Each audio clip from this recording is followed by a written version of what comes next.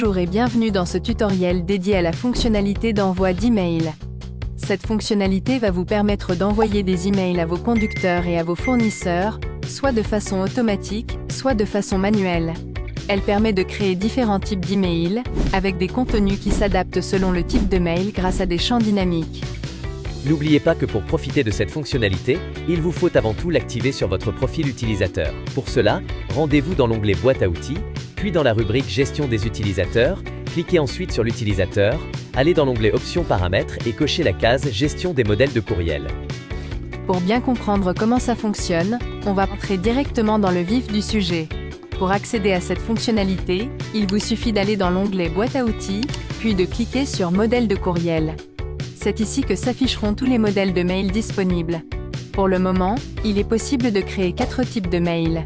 Le premier, c'est l'envoi d'un email amende, qui permet de prévenir un conducteur qu'une amende a été reçue sur son véhicule pour qu'il puisse la régler.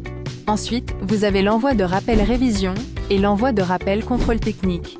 Ces deux types de mails permettent, une fois qu'une date est définie dans la fiche véhicule, d'envoyer automatiquement un mail au conducteur pour le prévenir qu'il doit effectuer une révision ou un contrôle technique. Et enfin, il y a l'envoi de demande fournisseur, qui vous permet d'envoyer directement une commande à votre fournisseur depuis l'onglet Gestion des commandes.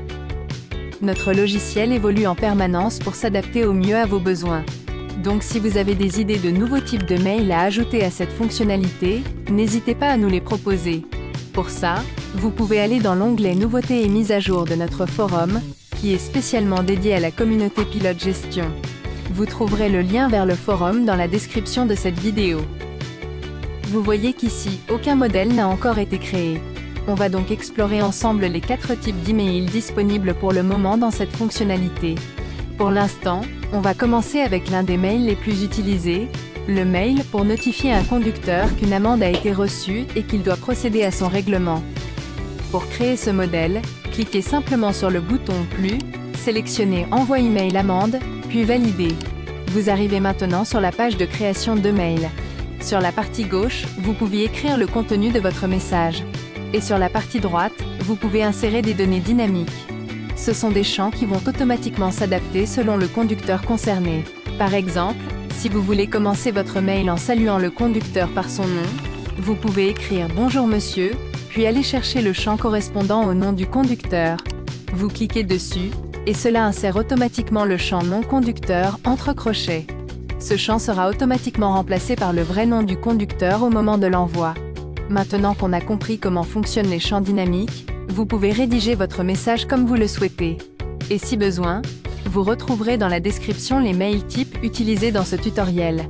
Vous pourrez les copier-coller dans vos modèles, en pensant bien à remplacer les champs anonymisés par les bons champs dynamiques pour que ça corresponde à votre usage.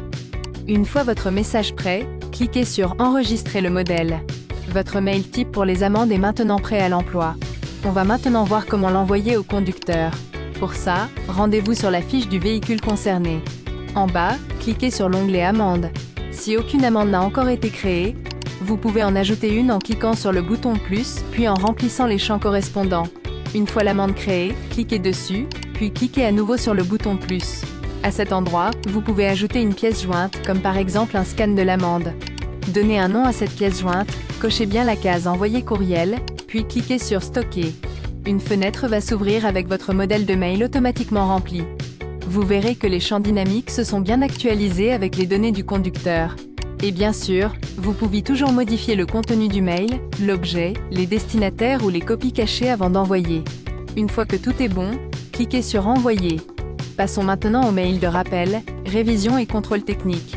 Ces deux mails fonctionnent de manière assez similaire. Après avoir créé vos modèles de mail pour chacun, pensez bien à cliquer sur Enregistrer pour valider vos modifications.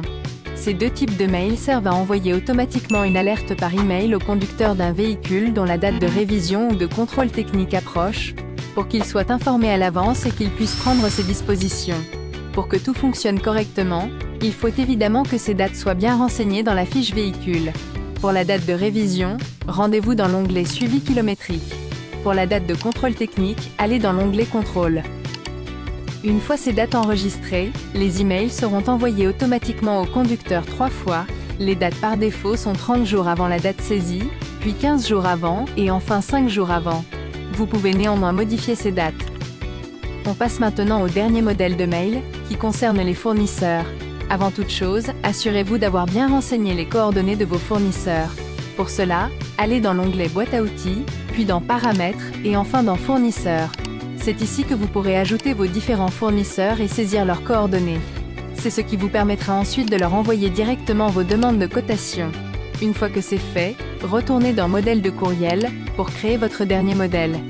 Cliquez sur le bouton plus, sélectionnez Envoi demande fournisseur, et rédigez votre message type. N'oubliez pas d'y insérer le champ dynamique Détail commande, qui est indispensable pour que le mail fonctionne correctement. Une fois le modèle enregistré, vous allez pouvoir l'utiliser. Pour ça, rendez-vous dans l'onglet Gestion du parc, puis dans la section Gestion des commandes. Cliquez sur plus pour créer une nouvelle commande. Renseignez toutes les informations nécessaires sur le véhicule concerné, puis cliquez sur Envoyer courriel. Cela vous permettra d'envoyer automatiquement tous les détails que vous avez saisis à votre fournisseur, qui pourra alors vous faire une offre. Voilà pour les différents types de mails que vous pouvez créer dans le logiciel. Pour aller encore plus loin, sachez que vous pouvez ajuster les paramètres des emails de manière plus précise. Pour ça, allez dans l'onglet Boîte à outils, puis dans Gestion des utilisateurs. Cliquez sur l'utilisateur concerné, puis allez dans l'onglet Recevoir un mail. Dans cet espace, vous trouverez plusieurs options de paramétrage, comme la possibilité de mettre un utilisateur en copie automatique lors de l'envoi d'un rappel d'amende, ou encore d'activer certaines notifications générales, par exemple en cas de mise à jour. Et pour que tout fonctionne parfaitement, pensez à bien renseigner toutes les informations nécessaires en amont, comme les coordonnées de vos fournisseurs, les informations de vos conducteurs, et tout ce qui permet à ce système de bien fonctionner. Merci d'avoir regardé cette vidéo. N'hésitez pas à nous faire part de vos idées ou de vos questions par mail ou directement sur notre forum.